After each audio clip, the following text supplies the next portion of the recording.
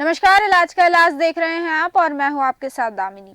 आज हम बात करेंगे नैनीताल जिले के बेलपड़ाव प्राथमिक स्वास्थ्य केंद्र की, जो बदहाली के आंसू रो रहा है। आपको बता दें, इस अस्पताल में कई सालों से कोई महिला डॉक्टर मौजूद नहीं है। औरतों और आयुष विभाग में एक ही डॉक्टर मौजूद है। वही डॉक्टर मरीज को देखते हैं, वही रजिस्टर में एंट्री करते हैं और वही दवाइयाँ देते हैं। साथ ही अस्पताल में ना तो कोई सफाई की व्यवस्था है। तस्वीरों में आप साफ देख सकते हैं कि किस तरह अस्पताल में ही ग्लास और डिस्पोजल्स पड़े हुए हैं। अस्पताल के गेट पर कूड़ा कचरा पड़ा हुआ है, यह तस्वीरों में साफ दिखाई दे रहा है। वहीं अस्पताल के डॉक्टर, आपको बता दें, मुबारक हुसैन ने बताया कि कुछ दवाइयां हॉस्पिटल में नहीं मौजूद है, जिस वजह से बाहर से दवाइयां लिखना पड़ता है। क्या कहा उन डॉक्टर ने, आइए आपको सुनाते हैं। परेशानी तो हमें यही है कि हमारे पास फार्मासिस्ट नहीं है, जिससे हमें दवाई का मैनेज के हिसाब से स्टॉक लिस्ट में चढ़ाने में परेशानी होती है। नहीं, यहाँ पर बेसिकली एक एलएमओ की ज़रूरत है, क्योंकि यहाँ पर बड़ा एरिया है और फीमेल डॉक्टर भी मरीज आते हैं, तो एलएमओ की ज़रूरत पड़ती है। वो नहीं है यहाँ पे, उसकी ज़रूरत है। और कुछ बेसिक दवाओं की भी यहाँ पर हमेशा कमी रहती है, जैसे कि कफ सिरप है या फिर एक डाइक्लोजेल आता है, वो नहीं रहता यहाँ कभी।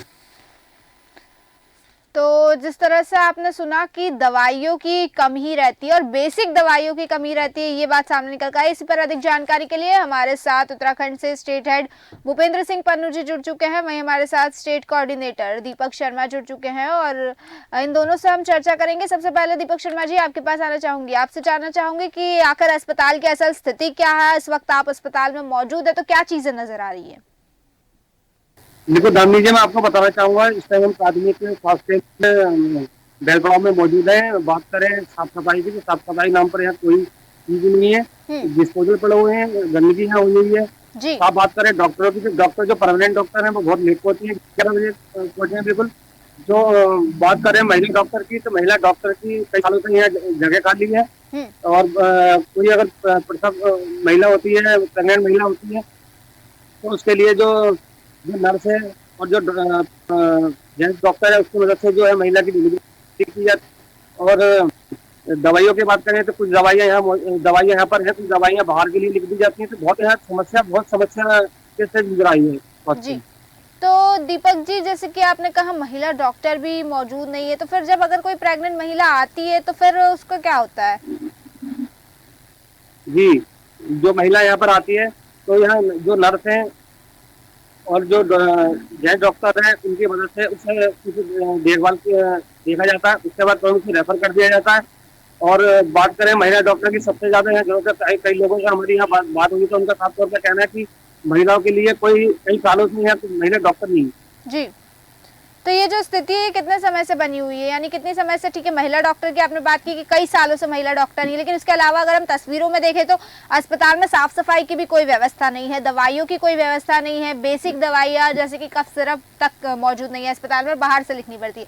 तो ये जो स्थिति है वो कितने समय से बनी? क्योंकि यहाँ के डॉक्टर्स का खुद का कहना है कि यहाँ पर कोई व्यवस्था नहीं, यानी डॉक्टर्स को भी इस चीजों का संज्ञान है, उसके बावजूद इस तरह की स्थिति बने होना कितना समय हो गया है? जी बिल्कुल दामिनी, आपको बता चाहूंगा, कई वर्षों से जो यहाँ के लोग हैं, उनका साफ तौर पर कहना है कि साफ सफाई की बात करें तो साफ सफाई की यहाँ कोई व्यवस्था मुझे साफ तौर पर यहाँ नहीं दे रही है। डिस्पोजल ऐसे के ऐसे पड़े हुए हैं। बाद में डॉक्टर समय पर नहीं पहुंच रहे हैं। और जो महिला जो डॉक्टर का जो पद यहाँ खाली है, वो कई सालों से खाली पड़ा हुआ। तो अगर कोई गंभीर महिला प्रसव के लिए या प्रेगनेंट महिला यहाँ पर आती है, तो उसे बहुत जो स्थिति में उसे रेफर कर दिया जाता है। तो बहुत बड़ी एक समस्या है। जी जी, ठीक है। वहीं मैं भूपेंद्र सिंह जी आपके पास आना चाहूंगी, आपसे जानना चाहूंगी, जिस तरह से ये पूरी बात सामने आई है, महिला डॉक्टर काफी सालों से यहाँ पर मौजूद नहीं है, साथ ही साथ दवाइयाँ भी मौजूद नहीं है, और यहाँ के डॉक्टर्स का खुद का ये मानना है, यानी कि उन्होंने इस चीज को एक्सेप्ट किया कि उनके यहाँ सही तरीके से सुविधाएं मौजूद नहीं है। ऐसे अस्पताल और अस्पताल में खुद डॉक्टर्स का स्वयं का ये एक्सेप्ट करना एक बहुत ही गंभीर चीज है, क्योंकि डॉक्टर्स भी एक्सेप्ट कर रहे हैं, मतलब सही कहीं ना कहीं लापरवाही है। क्या कहना चाहेंगे इस पर? बिल्कुल दामिनी, मैं आपको बता दूं कि जो हॉस्पिटल है प्राथमिक स्वास्थ्य केंद्र, तो इसको जो है सबसे बड़ी तो बात यह है कि काफी बड़ा क्षेत्र है। तो ये पीएससी से सीएससी होना चाहिए, क्योंकि यहाँ की जो जनसंख्या है वो काफी ज्यादा है। और सबसे बड़ी बात आपको बता दूं दामिनी ये नैनीताल से सटा हुआ क्षेत्र है, तो यहाँ पर्यटकों का भी जो है तांता लगा रहता है। तो कहीं ना कहीं वहां भी जब पर्यटकों को कोई समस्या आती है तो वो यहाँ पे अगर यहाँ का रुख करेंगे तो यहाँ जो है उनको मूल जो दवाइयां हैं वो नहीं मिल पाएंगी, तो वो निराशा ही उनको हाथ लगेगी। और जी सबसे बड़ी बात दामिनी बता दूं, यहाँ पर जो है दवाइयां जो ना होने की वजह से जो लोग हैं यहाँ पे मरीज जो आते हैं उनको भी परेशानियों का सामना करना पड़ता है। और दूसरी बात बता दूं आपको दामिनी के यहाँ पे जो डॉक्टरों के लिए जो क्वार्टर बने हुए हैं, क्योंकि यहाँ पर ज्यादातर जो है वो संविदा पे काम कर रहे हैं, परमानेंट नहीं है, तो उनके लिए जो क्वार्टर बनाए गए उनकी जो अगर स्थिति हमने देखी तो वो भी जर्जर हालत में है। तो कहीं ना कहीं जी स्वास्थ्य विभाग को जो है इस और ध्यान देना चाहिए, ताकि जो यहाँ पे जो डॉक्टर रह रहे हैं संविदा पे, तो उनकी ओर ध्यान देना चाहिए, ताकि जो है वो उनको जब सुख सुविधाएं मिलेंगी तभी जो है मरीजों को भी सुख सुविधाएं का जो लाभ मिल सकेगा। जी दामिनी। जैसे कि भूपेंद्र जी आपने कहा कि यहाँ पर डॉक्टर्स मौजूद है संविदा पे, यानी कि परमानेंट डॉक्टर मौजूद नहीं है, लेकिन डॉक्टर्स तो मौजूद है। दीपक जी आपके पास आना चाहूंगी, आपसे एक सवाल करना चाहूंगी इसी पर कि क्या अस्पताल में डॉक्टर्स सही समय से तैनात रहते हैं और प्रॉपर स्टाफ तैनात रहता है? जी मैं आपको बताना चाहूंगा, जो परमानेंट डॉक्टर हैं वो अभी 11 बजे ठीक यहाँ पर पहुंचे हैं। जी जो कोई मरीज है उनका इंतजार कर रहे थे। बाकी जो संविदा पे डॉक्टर हैं वो समय से कुछ पहुंचे हैं, तो साफ तौर पर देख सकते हैं जो परमानेंट डॉक्टर है वो इतनी लेट आ रहे हैं, और जो संविदा पे जो डॉक्टर है वो ये मतलब समय से पहुंच रहे हैं। तो कहीं ना कहीं जो है जो डॉक्टर साहब हैं वो अपनी मनमानी करते नजर आ रहे हैं। जी वही दर्शकों को बताना चाहूंगी कि हमारे साथ ग्राम प्रधान कुलजीत सिंह जी जुड़ चुके हैं। कुलजीत सिंह जी आपका देश न्यूज में बहुत बहुत स्वागत है। कुलजीत सिंह जी आप मेरी आवाज सुन पा रहे हैं? कुलजीत सिंह जी तक शायद मेरी आवाज नहीं जा रही है। भूपेंद्र जी आप ही के पास आना चाहूंगी। डॉक्टर्स की मनमानी भी सामने आई है यहाँ पर, आपसे जानना चाहूंगी कि यहाँ के जनप्रतिनिधियों का क्या रवैया है, क्योंकि कहीं ना कहीं जनप्रतिनिधि भी जिम्मेदार होते हैं इस चीज़ में कि क्योंकि जनता उन पर भरोसा दिखाती है, तो उनकी जिम्मेदारी होती है कि सारी व्यवस्थाएं सुचारू रहे, ठीक रहे, और जो लोग हैं आम जनता उन्हें सही सुविधाएं मिले, लेकिन उसके बावजूद सुविधाएं नहीं मिल रही है। तो यहाँ के जनप्रतिनिधियों का क्या रवैया है इस पर? बिल्कुल, जनप्रतिनिधि जो है दामिनी, उनको इस पर ध्यान देना चाहिए, और जो बड़े अधिकारी आला अधिकारी हैं उनको भी ध्यान देना चाहिए, क्योंकि ये क्षेत्र बड़ा है। तो ये जो है यहाँ जो है प्राथमिक स्वास्थ्य केंद्र जो है इसको कहीं ना कहीं सामुदायिक स्वास्थ्य केंद्र बनना चाहिए, ताकि जो है जो जनता को समस्या हो रही वो ना हो। और रही डॉक्टरों की बात, तो जो संविदा पे डॉक्टर है, देखो दामिनी सबसे बड़ी बात उनकी सैलरी बहुत कम होती है, लेकिन फिर भी वो समय से पहुंच रहे हैं। लेकिन जो यहाँ के परमानेंट डॉक्टर है वो उनकी अच्छी खासी सैलरी है, लेकिन वो समय से नहीं पहुंच रहे हैं। ये बहुत गंभीर विषय है दामिनी। जी बिल्कुल। दीपक शर्मा जी आपके पास आना चाहूंगी, क्या अभी तक इसको लेकर किसी प्रकार की शिकायत की गई है या कुछ ऐसा कोई आंदोलन किया गया, आवाज उठाई गई है इसके लिए? जी बिल्कुल, मैं आपको बताना चाहूंगा इसको लेकर जो है कई जो समूह है उनको भी लिखित रूप में यहाँ के जो लोग हैं उन्होंने लिखित रूप में शिकायत की है, और आंदोलन के बाद कई बार यहाँ आंदोलन भी हुए हैं, मगर अभी तक इसको और ना कोई बड़े जो अधिकारी हैं, स्वास्थ्य अधिकारी हैं, उनका ध्यान गया है, ना शासन प्रशासन का इसको ध्यान गया है। और बात करें जो आयुष चिकित्सक है, उन्होंने साफ तौर पर हमसे कहा है कि मैं अकेले ही पर्चा बनाता हूँ, अकेले ही दवाइयाँ देता हूँ, अकेले ही मरीजों को देखता हूँ। तो उन्होंने भी अपनी परेशानी हमारे सामने रखी है। जी, तो जिस तरह से ये दिक्कतें सामने आ रही है, वहाँ के जो चिकित्सक है आयुष चिकित्सक, उन्होंने भी परेशानियां सामने रखी है, लेकिन उसके बावजूद उस पर किसी प्रकार से संज्ञान नहीं लिया गया। तो क्या यहाँ जो अधिकारी है वो कभी निरीक्षण के लिए नहीं आते या अधिकारी इस और ध्यान नहीं देते? बिल्कुल भी जी बिल्कुल भी।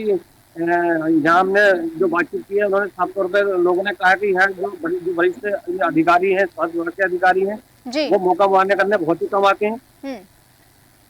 तो साफ तौर पर ये नजर आता है कि जो स्वास्थ्य विभाग है, जो उनके अधिकारी हैं, वो इस और ध्यान नहीं दे रहे हैं, क्योंकि ये एक बहुत बड़ी आबादी और संख्या वाला बेलपड़ाव क्षेत्र है। और सबसे बड़ी बात ये है कि एक प्राथमिक स्वास्थ्य केंद्र बनकर रह गया, बल्कि इसे स्वास्थ्य केंद्र बनाना चाहिए था, ये एक मांग है। तो क्या सामुदायिक स्वास्थ्य केंद्र बनाने को लेकर मांग की गई है जनता द्वारा वहाँ की, या फिर वहाँ के जनप्रतिनिधियों द्वारा इस और कदम उठाए गए हैं?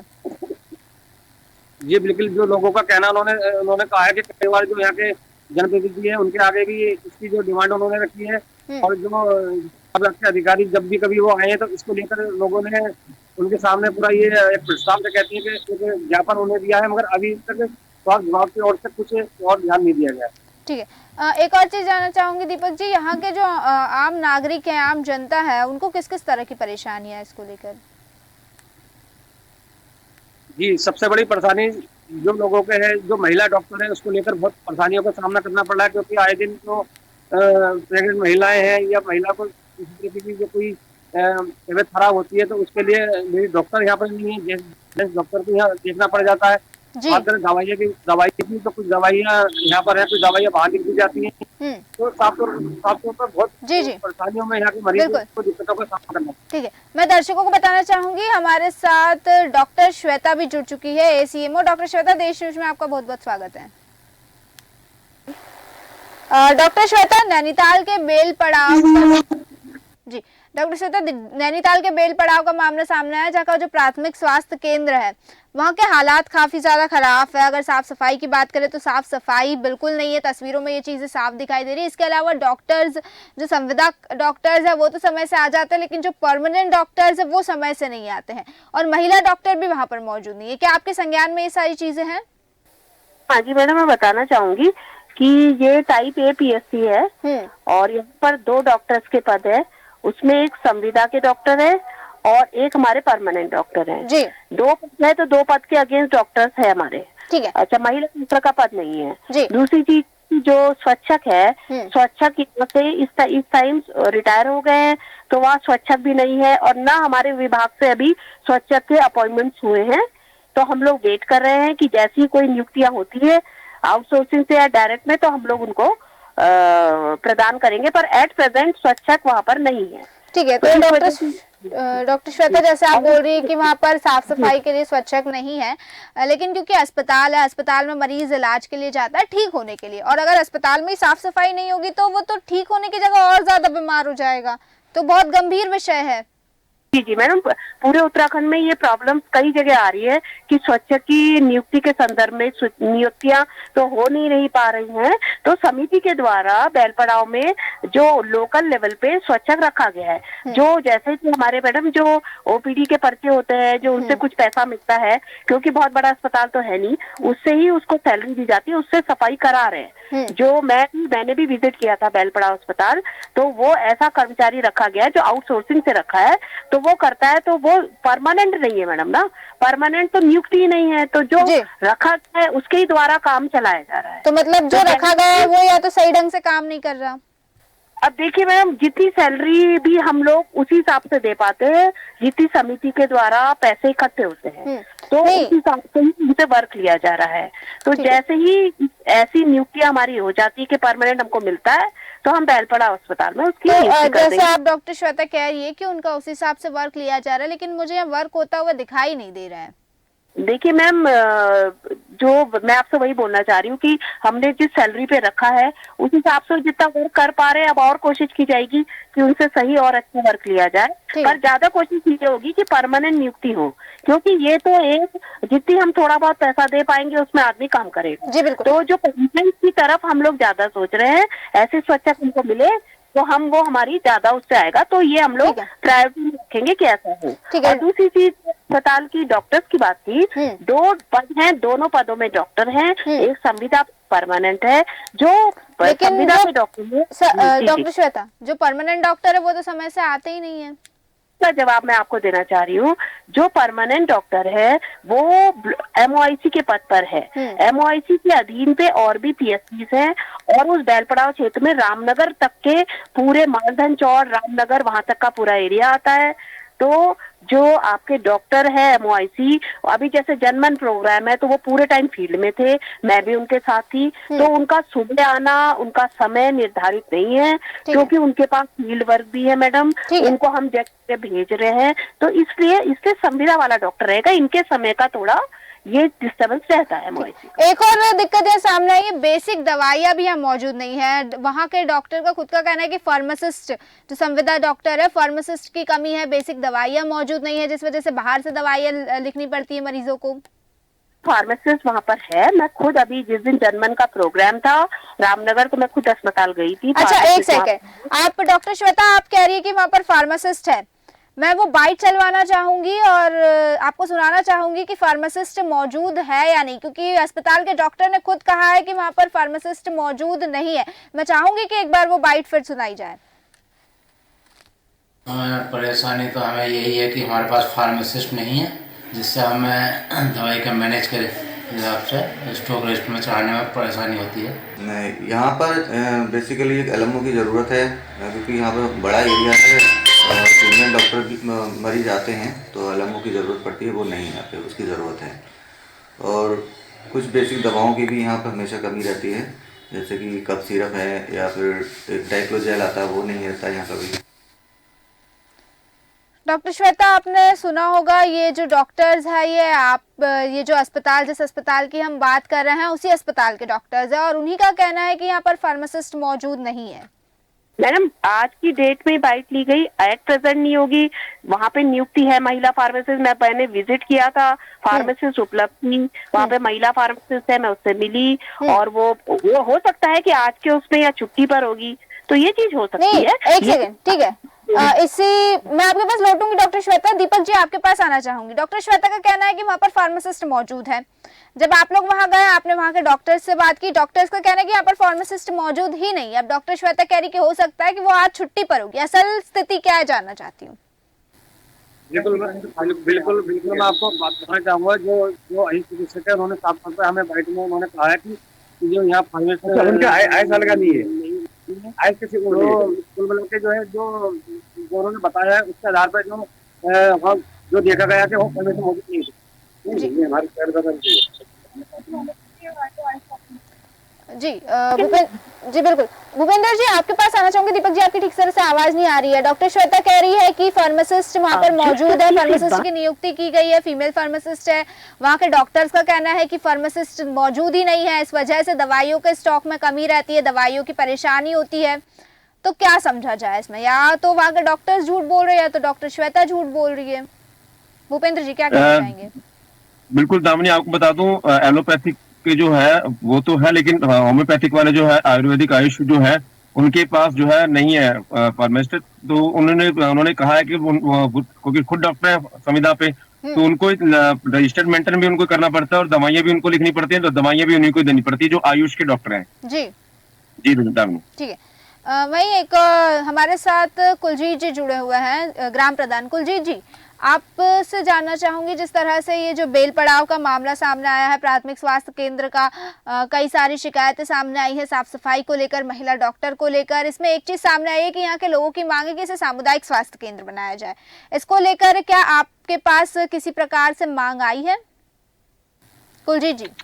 जी मैम, इसके उच्चीकरण के लिए कई बार आंदोलन हो चुका है और अभी बीच में एक सिग्नेचर अभियान भी चलाया गया था, जो कि प्रधानमंत्री जी को भेजने के लिए मनोज पाठक जी ने चलवाया था। जी।